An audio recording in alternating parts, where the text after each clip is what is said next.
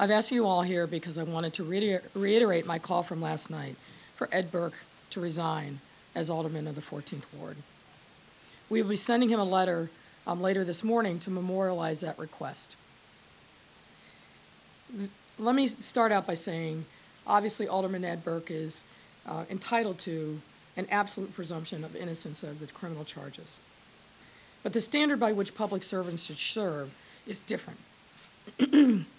All public servants, particularly elected officials, are rightfully judged by a different set of standards. We all must serve with integrity and legitimacy, and we have to have the moral authority to be able to govern. The superseding indictment doesn't merely allege one-off criminal behavior. The allegations as set forth by the U.S. Attorney's Office and the grand jury have allegations spanning multiple years, identify multiple schemes, and suggest a standard course of dealing that is absolutely repugnant. And worse, the superseding indictment alleges that Alderman Burke used his power and influence to compel city employees and others to bend to his will, all in the service, not of the people, but of his corrupt pecuniary interest. For these reasons, I believe that he has forfeited the moral authority and the privilege that he needs to continue as Alderman of the 14th Ward. And for these reasons, I am calling on him to resign forthwith. What we knew from the charges that were brought in the criminal complaint is one tranche of a scheme, and obviously that was disturbing as alleged in that criminal complaint. But this superseding indictment is different. It has three different schemes: the Burger King caper, the issue regarding the signage on the binnies on Irving Park Road, as well as an attempt to corrupt the developer of the old post office, and then an issue regarding the Field Museum.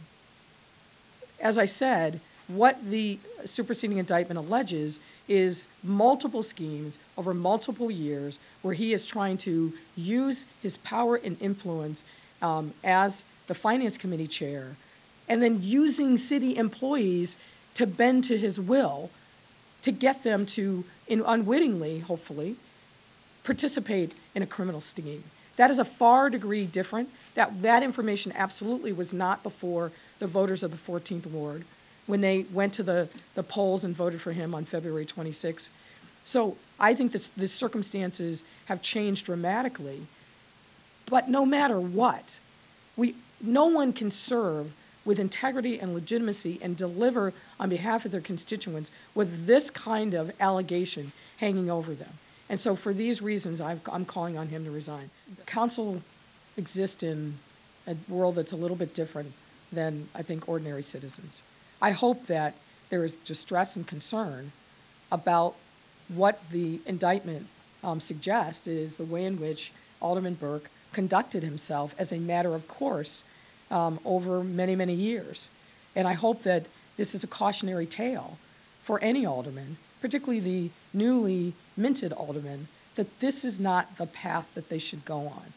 Public service isn't about enriching oneself. Public service isn't about taking resources and shaking people down. There's nothing about that that's consistent with any notion of true public service.